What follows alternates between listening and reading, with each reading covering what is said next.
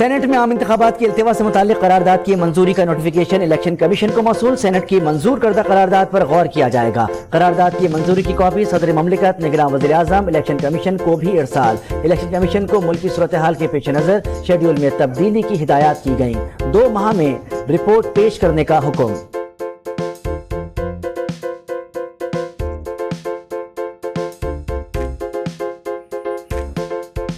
بطور chief justice پہلی بار practice and procedure case کی براہ راست اس کو نشر کیا گیا. عام لوگوں میں یہ اعتماد بحال ہونا ضروری ہے کہ انصاف ہو رہا ہے. چیف جسٹس آف پاکستان قاضی فائز عیسیٰ کا تقریب سے خطاب. انہوں نے مزید کہا حالیہ عمل انصاف کے نظام میں مزید شفافیت کا باعث بنے گا.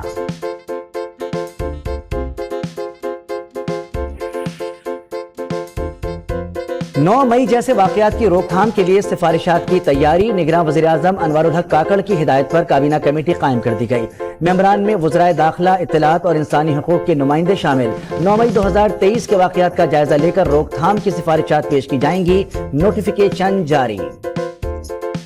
ملک 9 مئی نہیں 28 مئی والوں کے سپرد ہوگا. معیشت کو تباہ کرنے والے جیل کے اندر بیٹھ کر دھمکیاں دینا بند کریں. ترجمان مسلم لیگ نون مریم اورنگزیب کی لاہور میں میڈیا سے گفتگو. انہوں نے مزید کہا کہ یہ جتنا مرضی روئیں، چیخیں یا چلائیں، عام انتخابات 8 فروری کو ہوں گے. عوام اچھے دنوں کے لیے نون لیگ کو ووٹ دیں.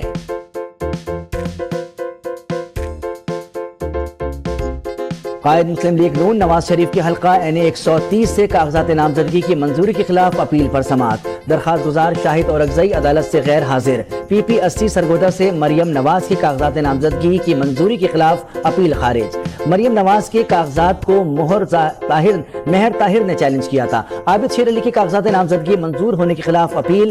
RO اگلی سماعت پر ریکارڈ سمیت طلب.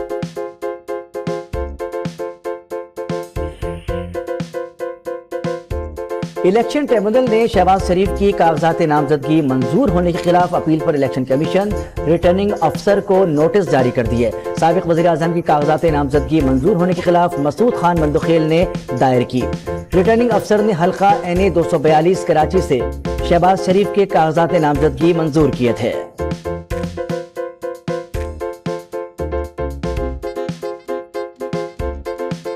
سابق اسپیکر قومی اسمبلی اسد قیصر اور سابق صوبائی وزیر تیمور سلیم جھگڑا کی اپیل منظور. کاغذات درست قرار دے دیے گئے. RO نے پارٹی اکاؤنٹ اپیل کنندہ کا ذاتی اکاؤنٹ ظاہر کر کے اسد قیصر کے کاغذات مسترد کیے تھے. ملتان سے وائس چیئرمین پاکستان تحریک انصاف شاہ محمود قریشی کی کاغذات نامزدگی مسترد. اپیلیٹ ٹریبونل نے سابق وزیر کی کاغذات مسترد کرنے کے خلاف اپیل خارج کر دی. زین قریشی اور مہر بانو قریشی NA 150 NA 151 اور PP 218 سے الیکشن لڑنے کے اہل قرار.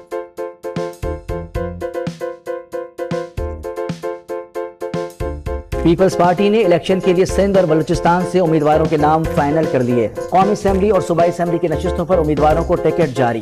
آصف زرداری NA 207، بلاول بھٹو NA 194 اور NA 196 سے حصہ لیں گے. خورشید شاہ، اعجاز جاکھرانی، نفیسہ شاہ، شازیہ مری، نوید قمر کو بھی ٹکٹ مل گئے. بلوچستان میں عبدالباقی مردان تئی، اسرار ترین، غلام فرید رئیسانی اور ثناء اللہ زہری امیدوار نامزد.